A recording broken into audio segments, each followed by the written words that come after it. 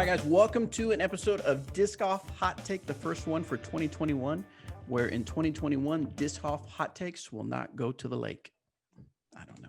We're staying home. We're staying home. We're not going to the lake. There's a small pond right outside my house. Can't go there. I may visit it. Yeah, It's do puddles cold. count? Because there's a few between me and my car. Right. Yeah. All right. So Danny will have the hot take for today, but we have with us Robert McCall, myself, Anthony, and Danny. So I don't know why I said Robert's last name. He was the only one I said his last name. You're darn tootin'. Of course, I would have said, and me, Brown. Anyway. Me Brown. Me, Brown. It's Me Brown. it's not your last name. It's a And literal. description. It's a description. It's not your last name. It's a description. All right, Danny, what do you got for us? Okay, so with the colder months here, and there's snow on the ground, lots of people like to go and play disc golf anyway, and they kind of shun those of us who don't like to go outside and play in adverse conditions. Those of us being me. I don't like to play when it's not nice outside. So And me. the reason that I don't like to play when it's not nice outside is this hot take, and that is that disc golf in adverse conditions is not competitive. Now, when I say adverse conditions, I don't mean like a sprinkle or a breeze. I mean like heavy rain or heavy wind or snow or something like that. That's not competitive. Yeah, that's a different game.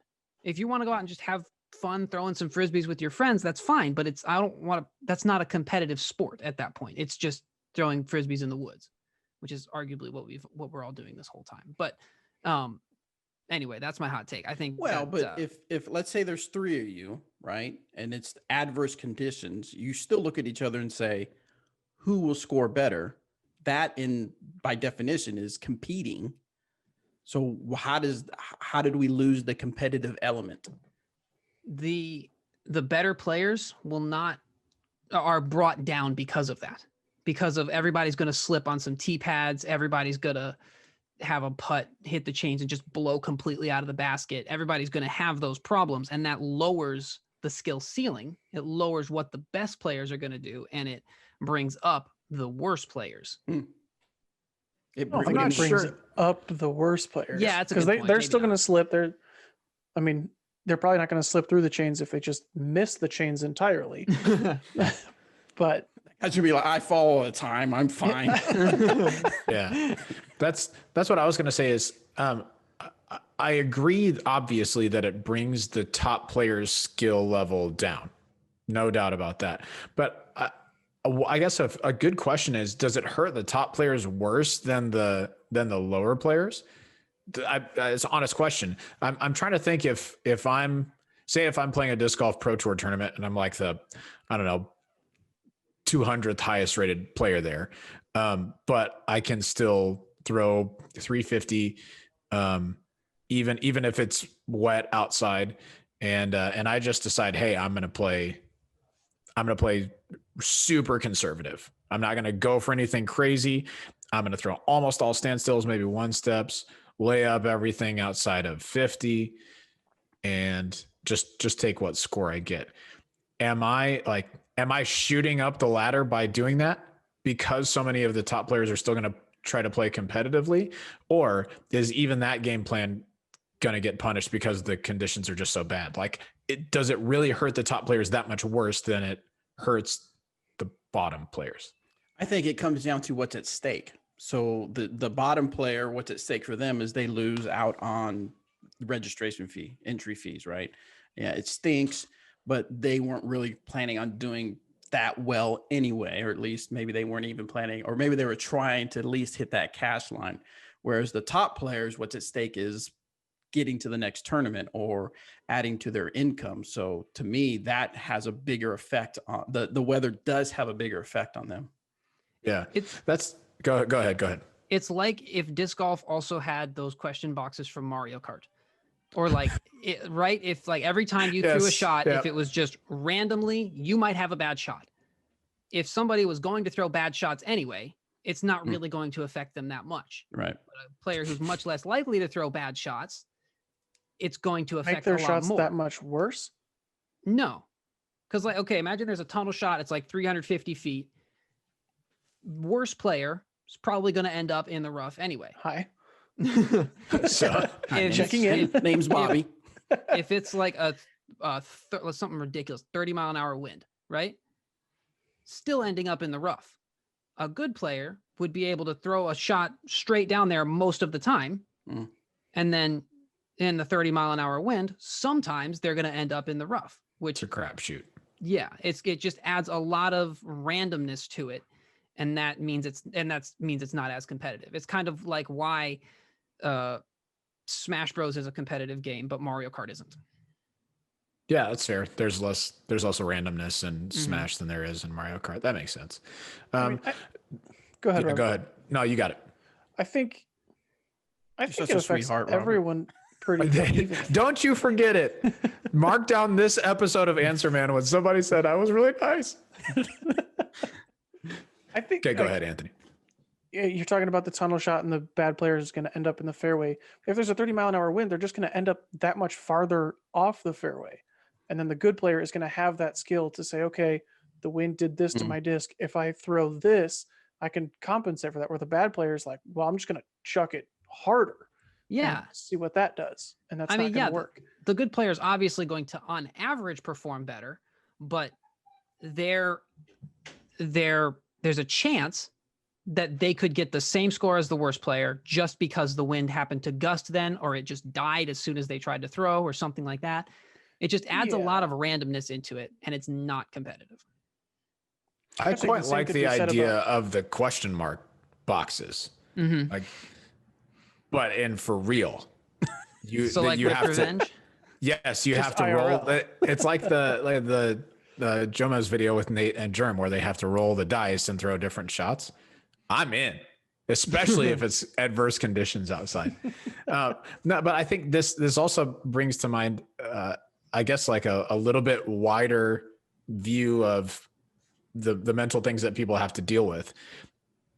So, all right, Bobby's saying, yes, it would probably hurt the best players more because they have more at stake. But isn't that the case all the time? Like we were just talking about this on air. If you're looking to go on tour, that I think you need to save up enough to be able to tour the entire time, making zero cashes so that you don't have to worry about where your next paycheck is coming from. You know, you've got enough saved up. And then if you cash, it's just bonus.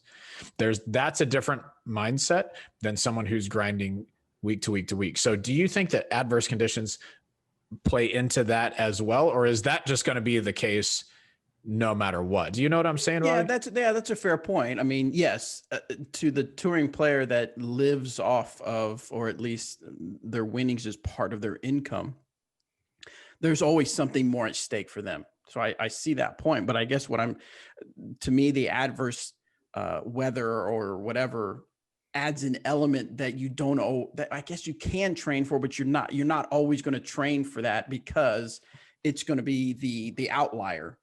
Right. In other words, you're always going to have that course. You're always going to have that course you got to practice for. They make changes to the course. You're going to practice for that. You're going to be the elite, the top pro that knows how to practice for those types of situations. However, the weather is the outlier where you may have played this event 4 times and it's been decent weather. And on this 5th time, some tornadoes coming through. Well, maybe not tornado because then you'd call off the event, but you know what I'm saying? Like there's downpour and stuff like that. All of a sudden there's this outlier that you didn't exactly practice for. And so that's why it becomes more of a thing for them. That makes sense. And now that I'm thinking through it a little bit more, I do think it adversely affects the top players more than it does the worst players, but not because like their shots might end up different, just because the top players generally have such an aggressive mindset that they just don't play safe in adverse conditions. Like we talk about Raincoat Ricky, you hear people talk about him. He literally doesn't care if he slips on a tee pad. He just gets up there and throws, and usually it's awesome. But not everybody is like him. A lot of people still take really aggressive lines when they shouldn't and get unduly punished. But like, gosh, when I'm playing in the rain or the snow or the super wind, like I'm just playing super conservative. If I get a par, then awesome. And a lot of times that ends up being a good score. So at first I was like, no, it doesn't hurt them worse, but I think it really does. What worlds was that, Robert, that you and I were at that Ricky did that where he played like super aggressive? Remember it was raining. It wasn't raining super hard, but it was coming down, and I remember Ricky was just nailing the throws. I don't remember what worlds Was it a that would have Worlds or been, was it- but I do remember that happened at, wait for it, it's in Boston, MVP Open. I don't think it's something. It was really rainy and cold one of those days, and he just doesn't care. Just Yeah. goes and rips Was that where 24/7 Raincoat anyway. Ricky came from? I think Is so. that No. It was before that. It was before that because people were talking about that at when Kansas City Wide Open was an NT. Wiggins got like second or third or something. Ricky won that year by a landslide, and it was absolute downpour the second day or the last day of competition, and he just didn't care. He shredded. Oh, super windy, by the way. Don't care. Just to go Doesn't ahead and make matter. everything. Yeah. Okay, But what Danny, about though- playing in the snow?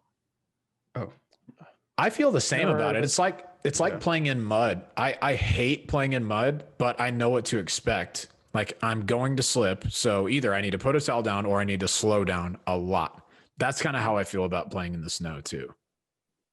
Personally. so Danny, it's like taking that, but take way colder. yeah, Yeah, taking- true.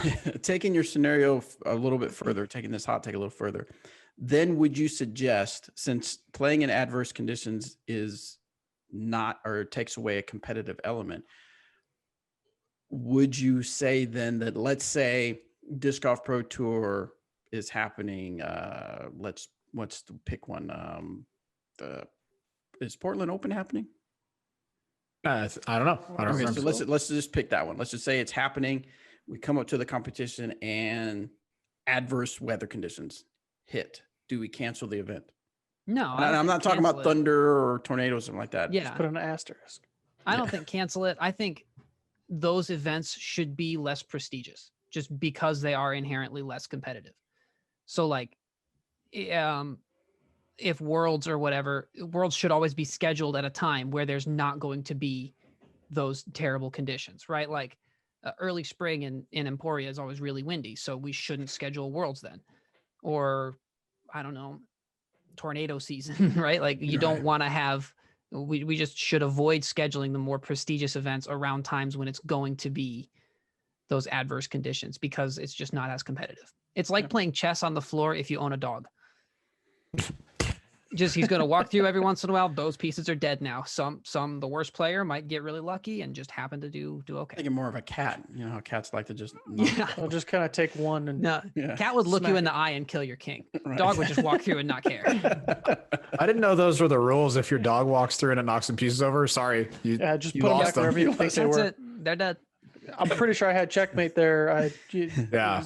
Nope. Game over. Sorry about you. That's the true story of Queen's Gambit. Just dogs walking all over. Yes, that's right.